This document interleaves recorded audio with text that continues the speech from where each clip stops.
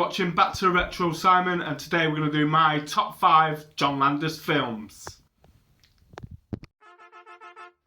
3 cowboy movie stars from the silent era: Dusty Bottoms played by Chevy Chase, Lucky Day played by Steve Martin, and Ned Netherlander played by Martin Short, are fired when one of their movies bombs.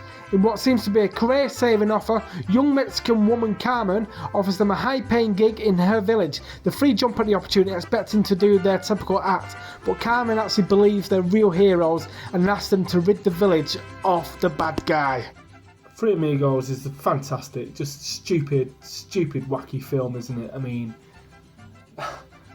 he's got tough guys in a bar singing My Little Buttercup. He's got a singing, ringing Bush. It's just great. The chemistry between them three is amazing.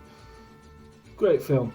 I believe Dan Aykroyd and John Candy was also supposed to be in this, and John Belushi, and wow, 80s, fantastic.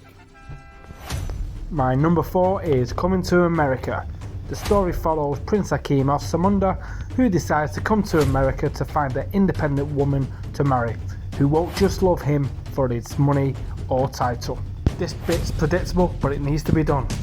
Starring Eddie Murphy! Starring Eddie Murphy! Starring Eddie Murphy! Starring Eddie Murphy! Starring Arsenio Hall! Starring Arsenio Hall! Starring Arsenio Hall! Starring Arsenio Hall! Great film, Coming to America. Don't watch part 2. This isn't about part 2, but don't watch part 2. Shit. And my number 3 is Trading Places, starring Eddie Murphy, Dan Aykroyd and Jamie Lee Curtis. A snobbish investor and a street con artist find their positions reversed as part of a bet by 2 bastard millionaires. Trading Places, it's another fish out of water film, isn't it, by John Candy? John Candy, what the fuck? It's another fish out of water film, isn't it? I mean, this whole countdown's a fish out of water. Three Amigos, actors going into a real situation. Coming to America, obviously Prince going to Queens, and this one, it's a swap. It's just a great film. Yeah. Number 2, National Lampoon's Animal House. Larry and Kent are accepted into the Delta House, the worst fraternity on campus. Toga! Toga!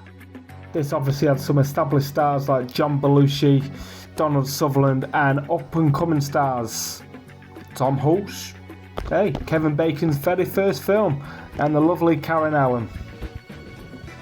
Number 2, oh my god. I've got a really shit video, I'll put it in the link. It's about a 2-horse race between this film, National Lampoon's Animal House, and the film that's at number 1. This film, oh my god, fucking hell. I first watched this film when I was about 5, and probably 6, 7, and I felt I got it then to a point, which is weird. Fucking hell. 30 years later now, I can relate to that 5-year-old watching it.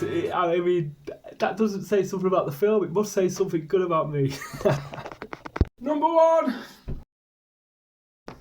2 American friends, David and Jack, are taking a walking holiday through northern England and they're attacked by a werewolf. Jack is ripped to shreds and David survives but is badly injured. David wakes up a week later in hospital in London and is upset to hear of his friend's passing. He begins to have nightmares and visions of running wild through the woods.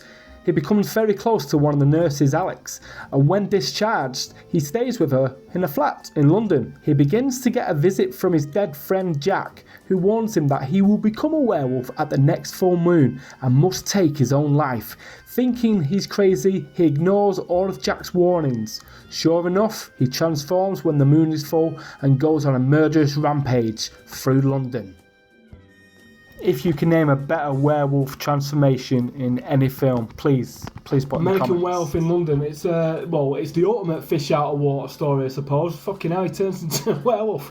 But it's got everything, hasn't it? It's got horror, it's got comedy, it's a great mix, how it kind of just, you can be scared and laugh. It's got Rick Mail playing chess.